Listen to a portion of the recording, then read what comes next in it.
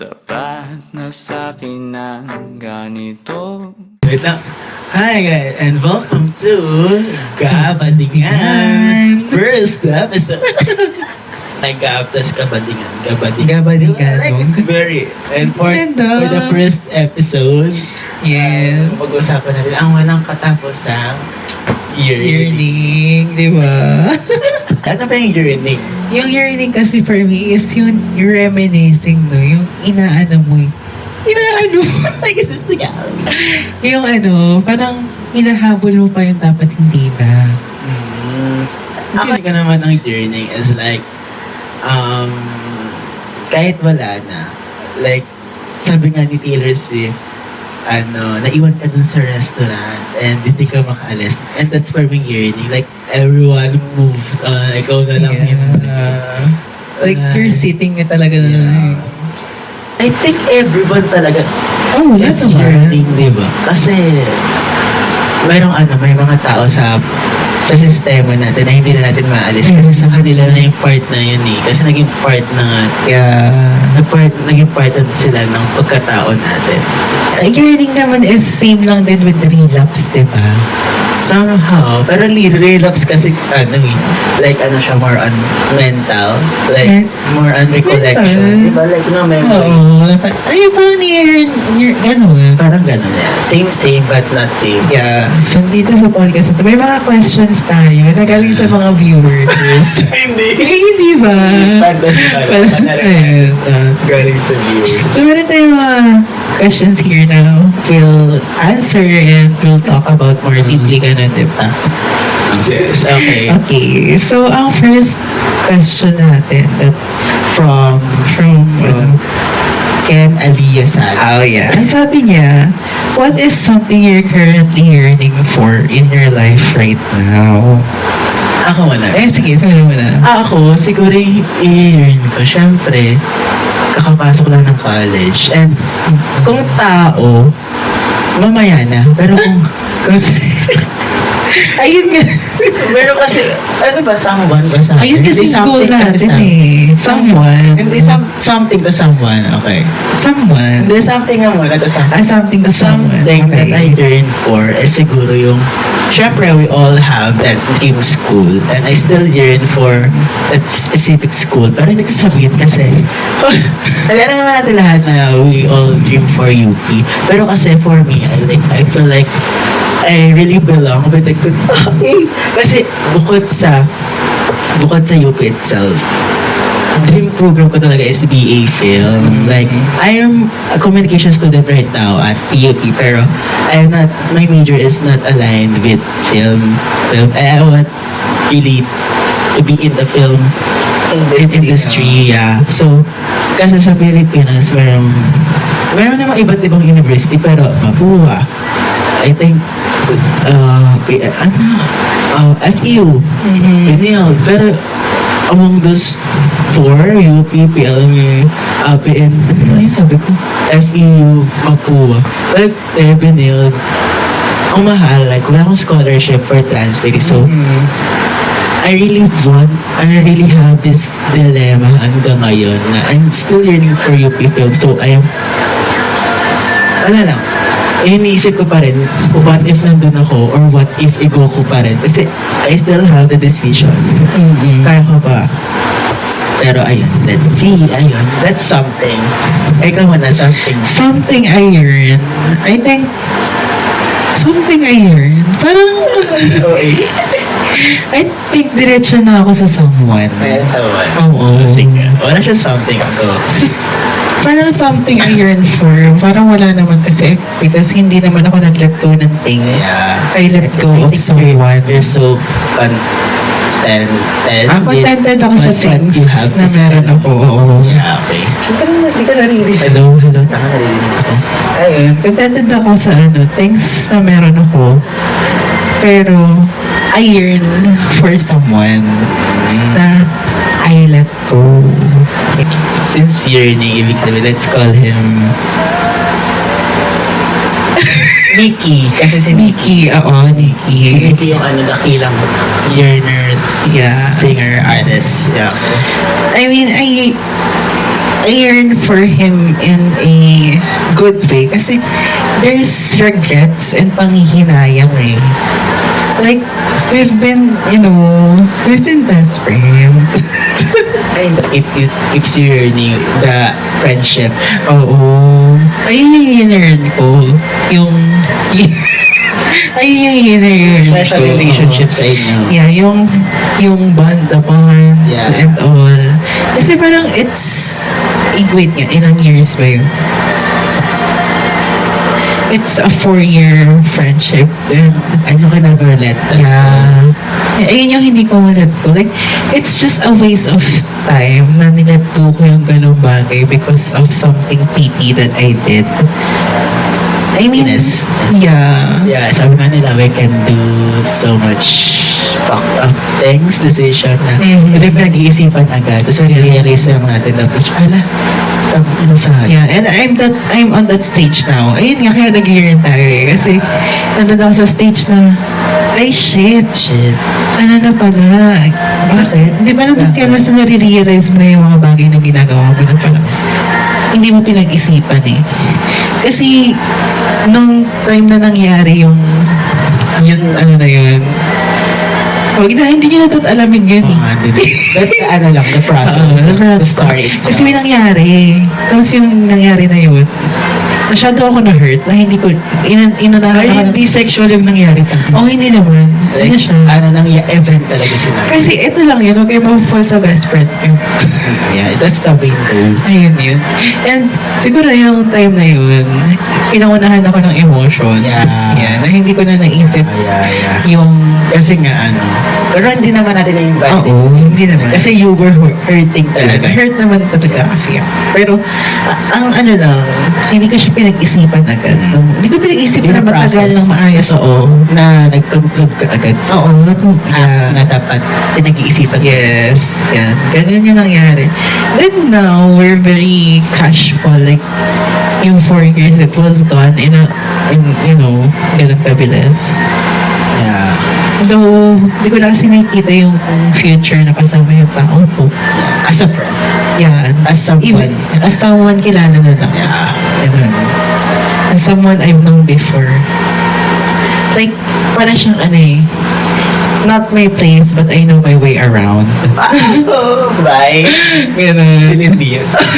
Ikaw naman, balik tayo sa'yo. Ano yung someone mo?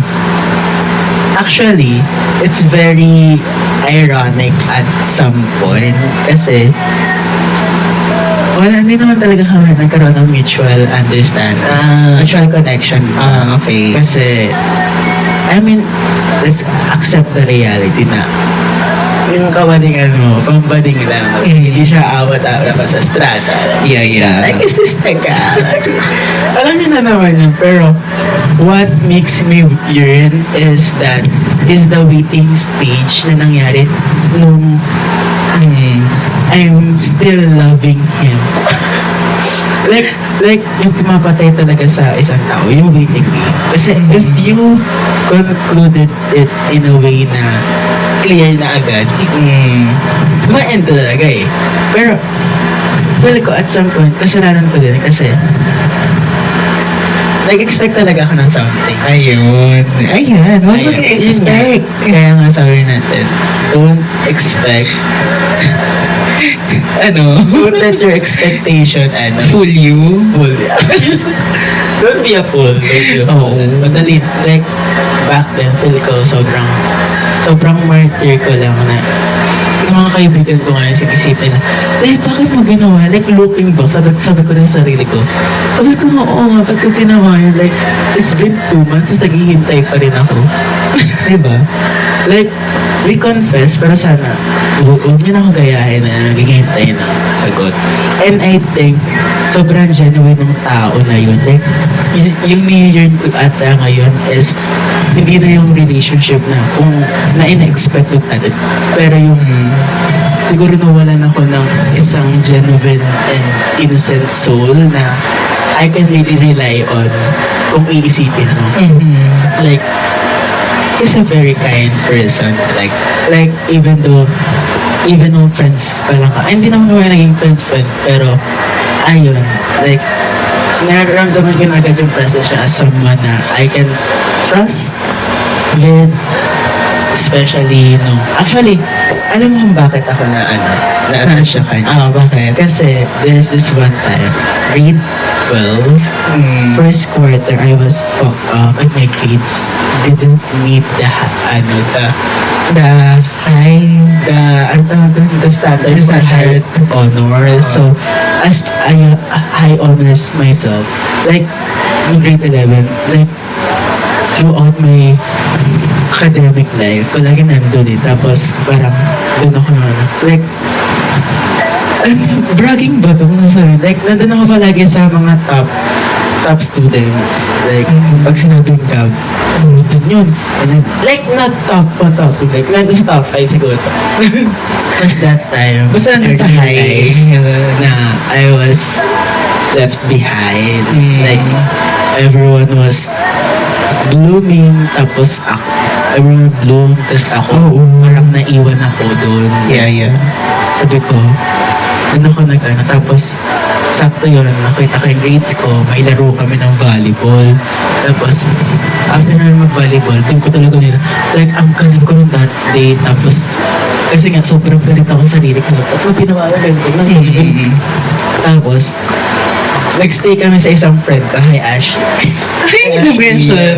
Tapos, may friendship na somehow nag-build doon kasi nga, nag-rant ako doon, tapos paiyak na ako, tapos nagulat ako sa kanila, all ears sila, like, alam mo, iba yung presence nila. Tapos, first time ko mag-open up with, really, boy na mask, ganun, like, straight talaga. Straight. Kasi yung mga friends ako, that time, hindi ko pa naman friend dito si Ani. Wala pa akong friend na straight ito. Okay. I mean, may friend na, pero Pero hindi ganun sobrang kasi hindi ganun kaagad na nag-open up. Tapos parang sabi ko, gago ba't ako nag-open up? Tapos parang, wala lang, walang judgment that time. I felt very seen and Grabe naman. Very, naman yung kaya, ayun, kaya, na-attach lang. Pero, sobrang bad talaga kung alam na lang kung ano yung timeline nun. Kaya very bad, kaya, ayun. Actually. Don't expect may ka-crush ba kayo? Kasi kahit katulad nyo, meron din silang Preference, yeah. Ayan. Like, kahit naman, Sabi nga nila, kahit nag-year tayo ngayon, parang alam mo, it happens really for a reason. yeah, hindi naman natin pwede ipilit yung sarili natin sa taong ayaw naman sa Yeah. atin. Pati baka yung tadhana na kasi. Oo. Baka it really, Yeah. means something in the future. Kaya Kasi God really has plan, di ba? let's trust. Kaya hindi niya binigay sa iyo yung tao na yan. Wala na yung kapatigan, kasalanan. Kasi even God is guiding us. Yeah. Di ba? God died for our sins. So, Yeah. napatay siya for the gays. Even though, feel ko nga, sabi nga nila, may isang theory, what if nabuhay ngayon si Kristo sa panahon natin? I think, kasama siya sa mga aktivista ng mga kabadingan, ng kababaihan, ng korupsyon. Kasi nga, ginawa niya din yun sa past. Di ba nga, nung time na, nung time na pumunta siya sa temple, tapos ginagawang sugalan, like, sobrang worldly nung ginagawa nila. Like, hindi na para sa kabutihan. Nag-speak up siya tapos gano'n. Tapos yung ginawa niya din kay Magdalena. Oh, yeah. Diba? Magdalena is very pokpok. very is a Prostitute. Yeah, was a prostitute back then.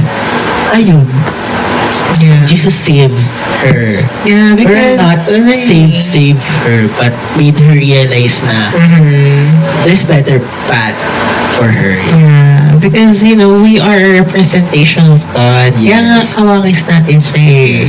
Not physically, but spiritually. Yeah, and mentally. Oh, Mali! okay. The next question. Nakaling kay Zach Lucido. Okay, Yun, Zach. kay Mr. Zach Daryl Lucido. Ang sabi ni Mr. Zach Daryl Lucido here, do you think yearning makes life more meaningful or more painful? I think both.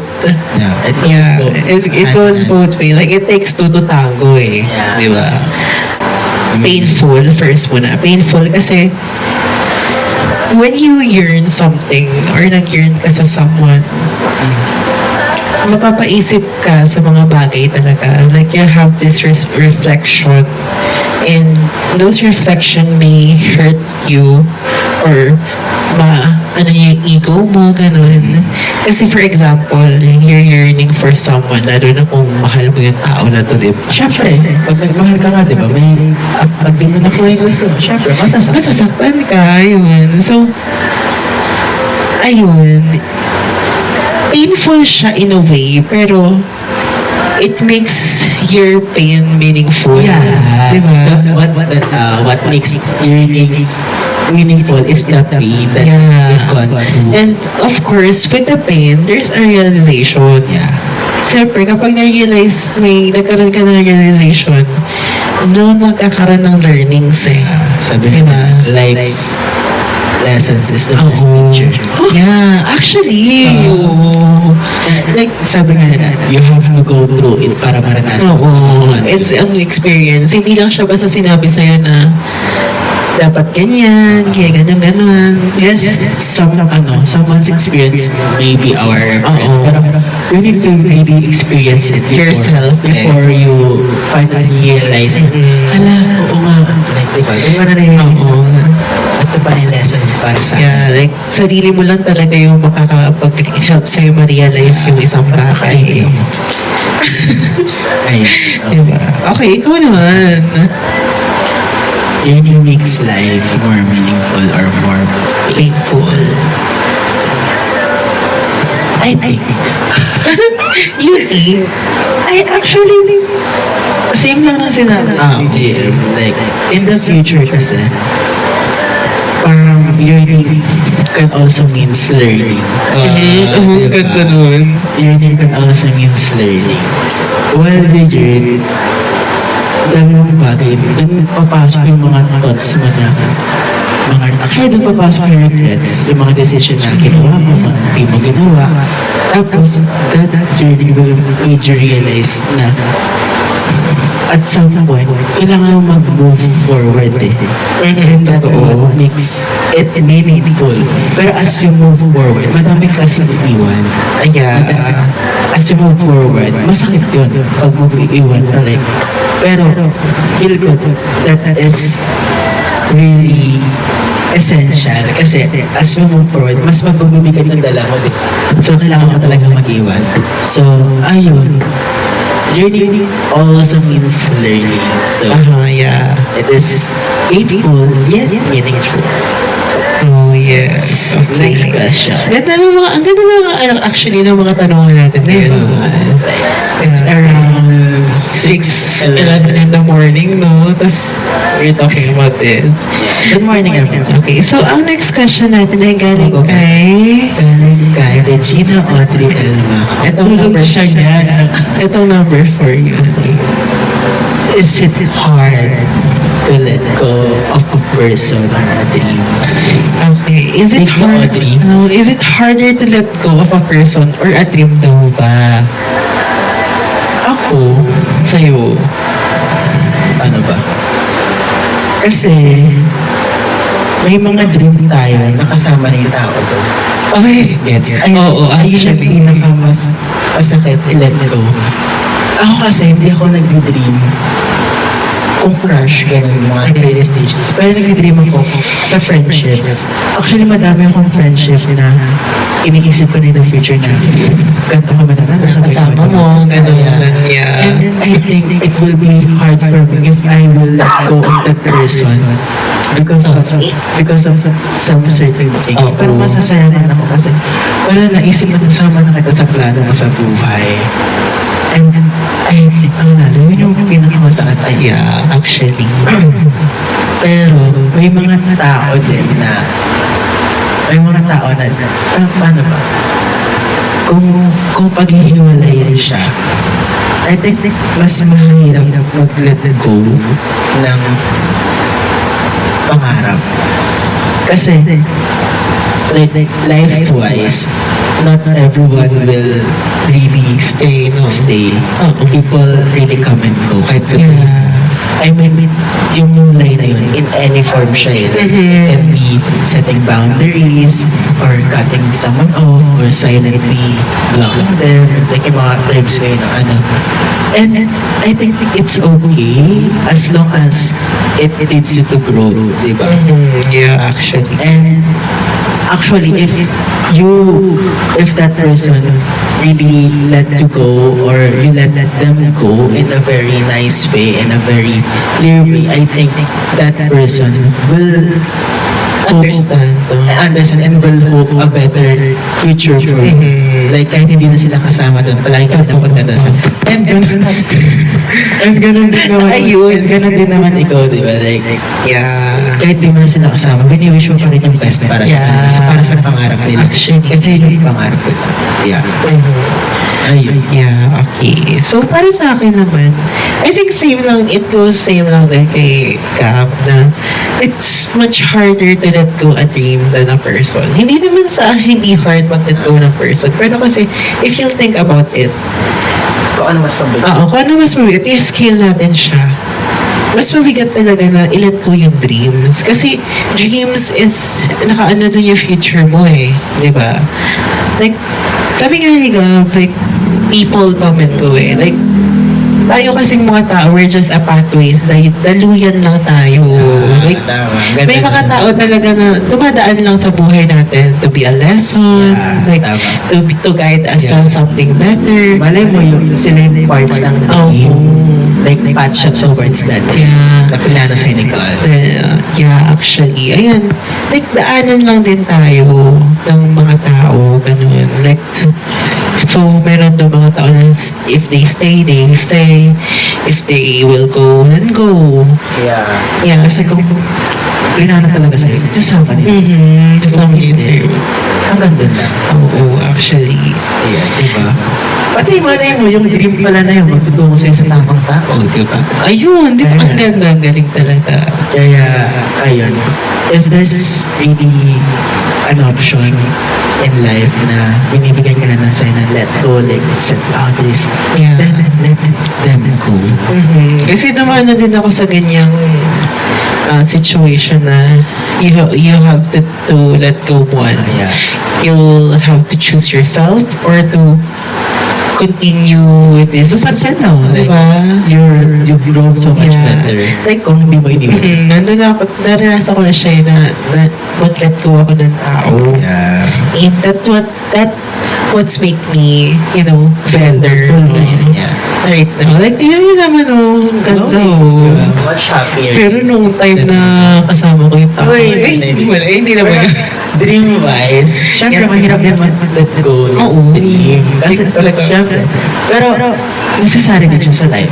Na isipin din natin na baka may mga masyadong madami tayong dreams na Actually. hindi naman masama maging dreamer. Pero if you reach that point na may absolute answer na dun sa dream na gusto natin, sa mga tanong natin, baka dalawa lang yun kung para sa'yo or para. Oo. So, i-guide naman. Kaya, trust the process when it comes to dream. Kasi Nakaplano na yan. Planado na yan sa'yo. Our next question is galing kay AC. AC Angeles. Ayan. Ano sabi niya? Nag-overthink lang ba ako or may something talaga? OLG. Ay, grabe naman yung tanong. Ay, ba't naiihi naman? Yung tanong kasi na nag-overthink lang ba ako or may something. Talaga, by Miss AC Angeles, ay para dito. Oo, kaya umalis. Yeah. No, nag-CR siya eh. Talagang batid ka ba din? Ayan. Okay na question from AC. Ang question niya uli ay, nag-overthink lang ba ako or may something talaga? Okay. Ikaw, paano ba matidifferentiate yung isang tao kung may something talaga? Ako kasi, feel ko in my own perspective and own opinion lang to feel ko kasi masasabi mo na may gusto sa'yo yung tao once na pinakitaan ka na niya ng or binigyan kanya ng assurance. Yeah. I think assurance talaga yun. Oo, assurance talaga. Ayan, kaya nga sabi natin kanina, never talaga assure kung wala pa talaga ini-state. Ayun, don't assure unless it's stated. Sabi nila, di ba? Oo, di ba? Ayun. Ang hirap din kasi yung mag-expect ka tapos in the end, hindi naman pala yung ini-expect mo yun. Pero kasi, feel ko, sabi na, kasi ina-overthink niya. Ano ba yung mga ginawa sa'yo? Oo nga, ano ba mga ginawa sa Like kasi sa akin, like, yung akin kasi mixed signals lang. Ang mixing na. Kaya ina-overthink ko, I think there's a meaning all behind it. At na-realize ko, wala nang pag-overthink ko. Yeah. Actually, nangyari din sa akin yan. Di ba? Pero iba yung way sa akin eh. Ano ba yan? Mas madal. Hindi naman sa ano. Pero yung way kasi niya sa akin, na parang pinapakita niya talaga na kala mo kami na eh. Like the acts of service, Like, it's more than friends. Oo, Yung like, acts. you make it, mapapansin mo talaga na it's more than friends yung acts. Pero, ayun, nung kinonfront ko siya, sinabi niya sa akin na, it's just a friend. Pero, OMG. hindi lang talaga pang friends yun. Pero ayun, na-state na yun. Yeah. Ayan, ang quote natin for ACI, ang quote mo for ACI, sabi nga ni Barbie Fortesa sa isang pelikula, huwag kang mapupol sa hindi sure sa'yo. Yeah. Sa movie yan. Yun sa Kambal ka rin. Baka karamihan. Karamihan wala, okay. Karamihan Anong talaga. quote mo para anong final advice mo para kay AC? Ang final advice ko kay AC is to not let your brain trick you on expecting something you shouldn't expect. Diba? Ang lalim, no? Kasi minsan yung utak lang din natin yun. Sinacycle lang din tayo ng utak Actually, natin na kapag tinitrip lang tayo. Oo, na kapag may ginawa sa ating isang tao, nafe-feel natin, ay Kasi shit, sabi nga nila, di ba? It always processed first by the brain and followed by the heart. So the heart, nabibili siya kung ano yung nararamdaman ng Oo, ng utak. naisip ng utak. So pag overthink ka, makakaramdam siya dyan ng pamumuo ng pagmamahal, gusto, infatuation, gano'n. Like, sabi nga nila, use this bago to. Unahin to bago to. Pero, sabi nga din nila, if it's the right person, Use this. yeah, Ito. if it's the right person, ito ang unang isip mo. Like, pagod mo, ito. Ay, hindi ba yun? Mali. Hindi tayo mamonetize ito. Okay. Ayun. Our next question is from Emmanuel Gonzalez. Yes, mayroon siya. Ano siya dyan? Tama, ito ba? Yung tama bang pinili? Tama bang piliin ko muna ang sarili ko kahit mahal ko pa? Alam mo, sis, Pero ang ganda ng tanong, no? yeah, kahit mahal mo pa, sana maisip mo rin na mahalin mo na yung sarili mo.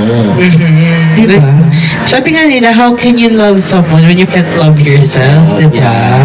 Tama. Tama siya na pinili mo muna yung sarili mo, no? I think kung kahit mahal mo pa isang tao, kailangan mo pa rin sarili mo. Oo. Kasi what if you are pala nag-journey, I mean, nandun ka pa rin sa thinking na, mahal ko pa siya, balikan ko pa. Pero hindi mo, pwede mo naman kasi i-set aside mo na yun. Yeah, actually. Yung feelings mo, while fixing yourself, while being ready sa magiging kakalabasan, di ba? Malay mo, while fixing yourself, ma-realize mo na baka nga mahal ko pa siya pero not in a way na katulad ng dati. Oo. Kasi may kilala akong ganyan. Oo. May someone siya ngayon eh. No? Pero parang gano'n din siya sa iba. Like, so ako, parang Parang gano'n yung pinag. oo, nagkakaroon ako, parang naiisip ko na, ano ka ba? I Gano'n. think it's not a very good practice. Yeah. So feel ko parang naguguluhan siya. When it comes to love. So, ayun, sana before tayo maging sure sa iba, maging sure muna tayo sa sarili. Yeah. Kasi it will follow talaga. Sabi ng isang prof namin sa TUP, like, shout out sa prof ko dyan, sabi niya, bago ka magmahal ng iba, sana matik mo muna yung tatlong boxes. Alam mo na, ano yung tatlong? Una, self-love. So, before ka magmahal ng iba, sana punong-puno ka ng pagmamahal mo sa sarili mo. Second, sana punong-puno ka ng pagmamahal ng mga tao sa paligid mo. Friends, family. And pangatlo, sana punong-puno ka ng pagmamahal mo ng Panginoon, syempre, ng spiritual.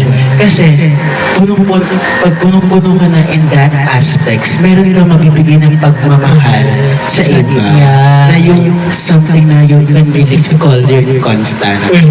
Yeah. Kasi, you cannot give what you don't have. Yeah. Like a half empty glass.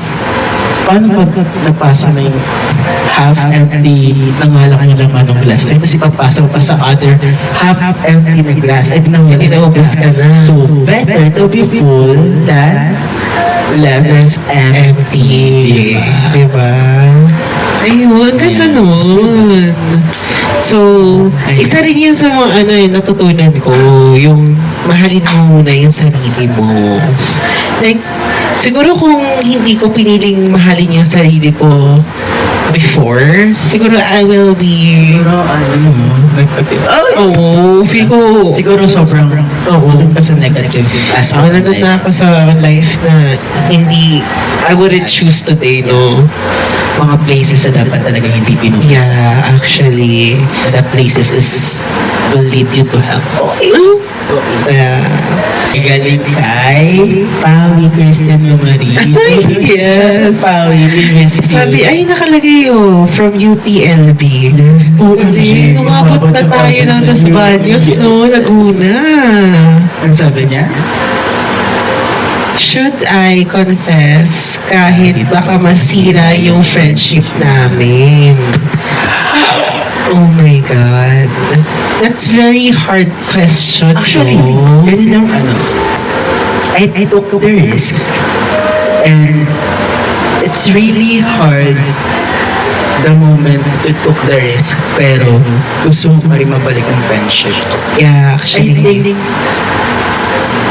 kasi either way, yung likeness mo sa kanya and yung friendship niyo, love siya Love siya in both ways. Pero kasi, pag dumating yung point na you will someday took the risk, parang take the risk pala, parang ang mangyayari, mag-iiba yung form ng love Parang maglalaylo siya. Magkakaroon ng boundaries. Magkakaroon ng boundaries sa isa't isa kasi nga, you take the risk, and that's the risk that you're taking. Dapat handa ka, no? Pero may nagiging successful. Oo. Pero syempre, parang din na. Yeah. So, Magiging handa ka na lang sa outcome, no? I think better na you state it in a way na in a friendly manner na not very romantic pero platonic. Yeah. I think isipin mo din yung magiging future niyo as friends. Actually, pumapasok din dyan yung aspect kanina na yung sa expectations Yeah, diba? Na huwag kang mag-expect Yeah, wag ka talaga expect na something back. If you want to confess, confess. Yeah. Like, Confess for may the- liwanag na best friend. Confess for the risk na kumawala na. Kasi nasa sa'yo yun kung anong intention mo. To risk na kumawala yung feelings mo and to stay as a friend kasi nga tinitreasure mo yung friendship. Yeah. Or to confess na you want to level up as More than friends. Yeah. So that really, nasa sa'yo kung ano yung intention mo. And kailangan mo parating ng maayos yun sa friend mo. Yeah, like, I've been there. I've been there. Pero may times kasi na may mga tao na hindi nila i-clear sa'yo yung intention nila, no? Okay. Sabi nga ulit tayo sa sabi ni Barbara Cortesa, don't fall if they are unsure. Yeah, biglang na iba. Hindi yun kanina. Last question. Last question na tayo, no? Yung ano naman. Ayan, for our last, magbibigay, like, ito na yung last ng, or last first episode na about yearning. Yeah. Ang last, Kabaklaan. ang last na, syempre, pag may kanta, so ano yung best yearning song mo? Hala! And how does it most resonate with you? Tapos ano yung ma-advise and bakit yun? Ikaw muna, Beb. And Ako, alam mo, very stick talaga ako sa isang yearning song. Like, shit! Magka-crash out na lang ako bigla-bigla kahit marinig ko siya sa public, like kahit nasa train ako sa I think it's really, ano? it's really What's Up for Left Feet by Sharba. Sino hindi makakagat sa sampalin ko? Like yung lyrics pa naman yan. Pakatay naman ba yun? Ito.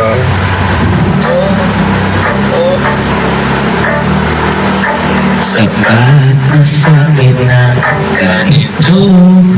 Alam mo kasi, like, ewan ko, I realize na enough na talaga yun. Ano na? O, diba? Naiiyak na siya, guys. Ayun, like the lyrics itself, the lyric itself, like, talks with for me, like, sapat na yun, wag ka na, hanggang doon lang. And hindi mo naman talaga ikamamatay kung hindi siya magiging sa'yo. Sabi nga nila, walls of four left feet. Like, hindi ka makasayaw kung parehong kaliwa ang paa niyo. Diba? Oo nga, hindi mo. Nanginginig. Like, Tingin lang ba ito makata? like, diba? Parang sa, like, sa connection, like, if hindi talaga kayo compatible, hindi talaga para sa inyo. Like, you cannot move forward with life kung hindi kayo. Yeah. Ayun lang, sana ngayong taon, ang wish ko sa mga yearners, at ang wish ko para sa sarili ko, na sana yung yearning na to, para sa na to, sana sobrang meaningful niya and less painful. And hindi naman natin maalis yung pains, pero ayun, sana natuto na tayo sa mga past yearnings natin sa buhay na may nakuha tayo and sana i-apply natin yun sa buhay natin. Kasi nga, yearnings goes with year. And year meaning another chapter, another stories to write, diba? So, new year, new life. New year, new yearnings and learnings. Yeah. Ikaw naman. Ako, ano bang yearning song ko? Wala akong specifically yearning song, pero dedicated. For that For that person. greatest person. Anong tawag mo doon? Greatest lost love. Yung For great lost song love. na dedicated, hindi mo siya dedicated, pero kapag narinig ko yung kantang to, siya yung naaalala ko eh. Na kapag narinig ko, nag-play to, ay, yun yung pumapasok sa utak ko na sabi ko, oh my God, ganun. So, this song is, of course, by the #1 yearner, Nikki. Yeah. That is called Oceans and Engines. Like, Is this the gallo? Nung Or time- is it unique? nung time na may ginawa akong decision for myself naman. Yun yung as in, araw-araw kong pinapatugtog, tapos iiyak ako. Like, what the frick? I get it. Like, kasi ang ganda talaga ng meaning ng song. Kasi nandun na yung sinasabi dun sa lyrics na I'm letting go. Diba? I'll let you float in the waves of the oceans. Diba? Diyan ka na. Like, oceans and engines say, like, you're letting go na sa kung ano yung meron kayo. It may be sa perspective ko na because I was hurt and ayoko nang masaktan pa. So, I let go and I give up the ghost. Yes. Yung song na doon. And that really is parang sa'yo, that song was meaning to that was your goodbye. Oo, yung goodbye ko dun sa person na yun. Yeah. Like, It's not really easy to say goodbye to someone. it's not so, Lalo na hindi kung talaga. great love mo. Yeah. And Sabi turned nga, out to lost yes. love. Yeah, sabi nga dito sa, sa song ni Kina Oceans and Engines, ang sabi dito, but I'm pouring them into the ocean and I'm starting up my engine and I'm letting you go. Like, para kang nag-ipus ng abos sa isang Actually, tao. oo. Then, pinabayaan mo yung abo na yun at i-start mo yung makina mo, umalis ka na and you will never go back. Yeah, na You will parang never turn back. tinagalog mo lang siya. Diba? Kasi di mo na siya marinisip oo. talaga eh. Like, So parang crinimate ko yung old self ko eh. yes. Yun. I love that. Diba? Old self. Old versions of Yung ours. old version of self ko is sinunog ko na siya to ashes. Then, pinure ko na siya dun sa ocean na yun. No? And That's where it belongs. yung new version of myself ko, in-start niya na yung engine and tinakbuhan niya na kung ano yung past.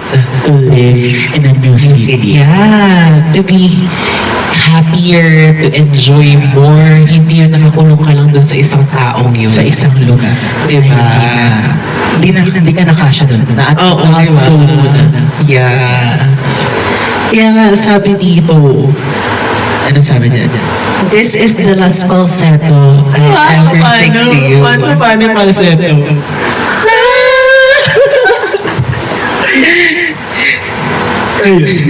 This is the last falsetto I'll ever sing to you. My great lost love. Ayan. Sobrang sakit pero sobrang impactful din, di ba? This song will, really, kung loves ka pero papalala sa'yo, girl, Yeah. Nandun siya. you're becoming, and hindi pwede nag-stay ka lang dyan. Yeah, like, sa mga songs talaga naman may mga meaning talaga na magpapagising sa'yo eh, di ba? Yes. Na kahit i-let go mo siya, that's a good choice. Yeah, actually. Yeah, good choice yung pag-let go mo na yun. Na kahit medyo sad siya, you have to eh. Yes. Diba? You have to, for it has Pero you have to let go kasi nga, doon makukuha yung learning. Yeah, yung learning. Yeah. So, Yeah. Is this the Tagalog? Ayun. Iwan kami ng question para sa inyo. Comment down below. Ang question ay, Anong question natin sa kanila? what is your yearning song? Yeah. Bakit? Tapos, may mini kami dyan sa comment section. Then, i-feature natin siya sa next episode. Kasi siya shoutout na. Yeah, na kapag na-move kami, dapat ma-move kami, no? Wala, oo ba? Like, baka mamaya maglagay kayo dyan ng party in the youth. Oo, no? Pwede naman kung Oo. super kayo like, ayun. Diba? Let's end this. I think kasi hindi makasama. Oo nga, sumisipa na sila, no? Sila na. Like, diba? 6 a.m. na. It's actually 7 na nga. Ayun. 1 hour na kami nag-shoot. Pero ayun. And let's end this. And this is for... Ano ba yan? Ayun. And that's a wrap for our pilot episode. Kabatingan, titled My Great Lost Love. And this is Gab, your host, and I am your... and I am JM. And thank you for watching. Bye! I'm letting go. I'm giving up. Goes. Yes.